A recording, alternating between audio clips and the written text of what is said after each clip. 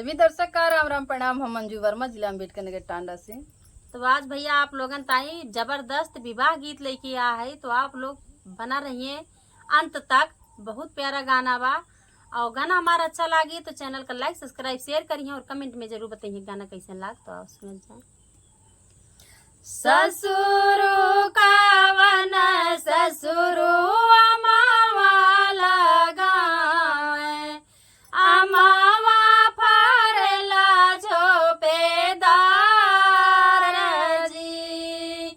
ससुरु कावन ससुरु अमावा लगाए, अमावा फरेला झोपेदार जी।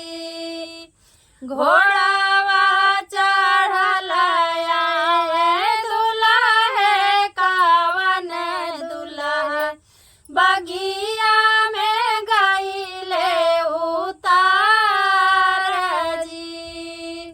घोड़ावा चढ़ल आइले दुल्हा कावन दुल्हा, बगिया में गईले उतार जी। अमावा बिना न गईली दुल्हिन कावन देई, दुल्हा जे गईले लो भाय जी। अमावा बिना न गईली दुल्हिन कावन दे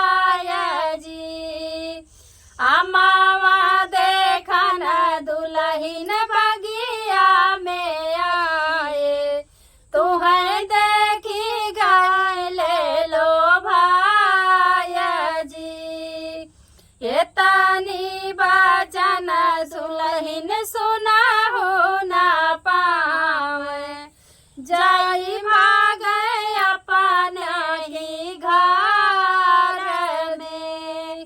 ये तानी बाजन दुल्हन सुना हो ना पावे जाई मांगे अपन ही घर में। कहाँ बाटू या माँ सुहागिन बाबा बागिवा अइले चोर जी। कहाँ बाटू माँ सुहागिन बाबा बागिवा अइले चोर जी। कहाँ बाटू चाची सुहागिन बाबा बागिवा अइले चोर जी। कहाँ बाटू भाभी सुहागिन भैया भागिवा अइले चोर जी। कहाँ जे करे बेटी तू चोरावा समझलू वह है दूल्हा तोहार जी। जे कराए बना दो तू चोरावा समझलू वह है दूल्हा तोहार जी। धन्यवाद।